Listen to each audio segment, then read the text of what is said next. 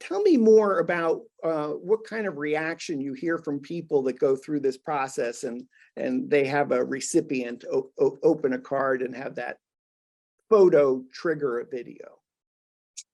Honestly, Dan, that's what keeps us going. Like, people react to it as if it's, I mean, for the most part, it's like a mind-blowing experience for most people that have never seen anything like this. And that reaction, that's like, I tell my team internally, this is our motivation. This is our lifeblood. This is what feeds us. We have to keep following this, asking people like questions about how we can improve that and continue getting that experience out of people. But I have a quick question for you. One thing that you just pointed out is apparently we do video production under the right circumstances. So that's a cool part. But I'm curious, what did your wife think of it?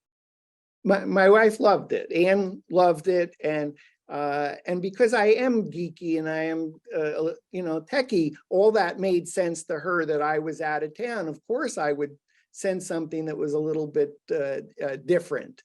Right. And so she loved it. And oh, by the way, that, yes, I saved the card because I knew I would at some point would do a show with you, and I wanted to have it for that reason.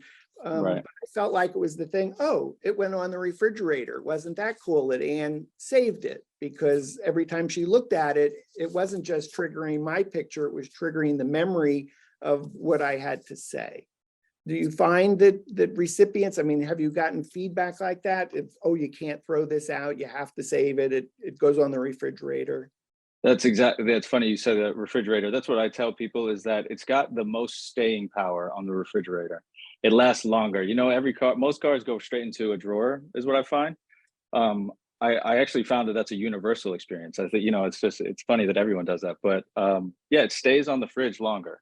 So, wedding invites, I'll see them years later and I'll still see that someone that received one of our early products, early versions of what we were doing back then. So, why? It's an interesting question. I think it feels more personal.